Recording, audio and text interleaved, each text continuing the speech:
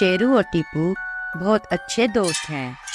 وہ ہمیشہ ایک دوسرے کے ساتھ رہتے اور اکٹھے کھیلتے ہیں۔ ایک رات وہ کھیلتے کھیلتے ایک ویران جگہ چلے گئے۔ شیرو نے وہاں ایک پرانا خوفناک گھر دیکھا۔ گھر کے اندر پیلی لائٹیں جل رہی تھیں۔ شیرو نے ٹیپو سے کہا، اندر چل کے دیکھتے ہیں کہ اتنی ویران جگہ کون رہتا ہے۔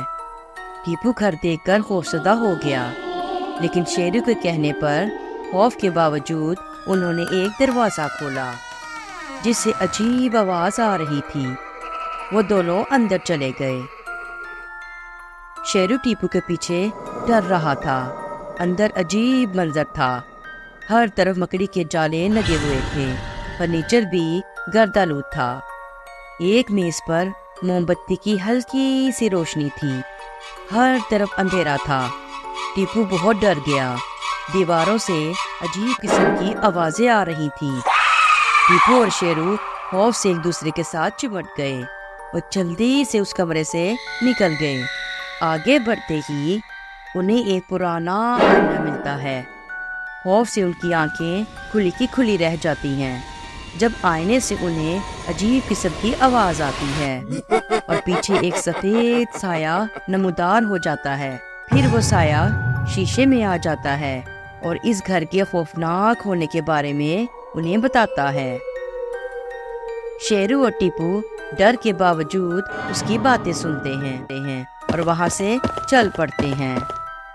پھر وہ ایک کمرے میں داخل ہوتے ہیں جہاں عجیب و غریب جڑی بوٹیوں والی بوتلیں ہوتی ہیں۔ شیرو اور ٹیپو کمرہ دیکھ کر حیران ہو جاتے ہیں۔ ٹیپو شیلف سے ایک بوتل نکالتا ہے، لیکن وہ بوتل اس کے ہاتھ سے گر جاتی ہے۔ بوتل کے اندر گرتے خون کو دیکھ کر دونوں خواص کھو بیٹھتے ہیں۔ پھر بوتل سے ایک تیز روشنی اور دھواں نکلتا ہے۔ شیرو اور ٹیپو دھواں دیکھ کر دونوں ڈر سے پیچھے ہٹ جاتے ہیں اور گھبرا کر وہاں سے نکل جاتے ہیں۔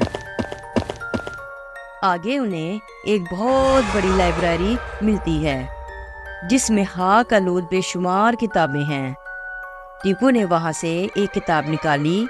ٹیپو اور شیرو وہ کتاب پڑھنے لگے۔ اس کتاب کا عنوان تھا چڑیل کے گھر کا راز۔ شیرو ہاتھ باندھے سوچ میں پڑ گیا کہ اس کا کیا مطلب ہے۔ ہم کہیں چڑیل کے گھر تو نہیں؟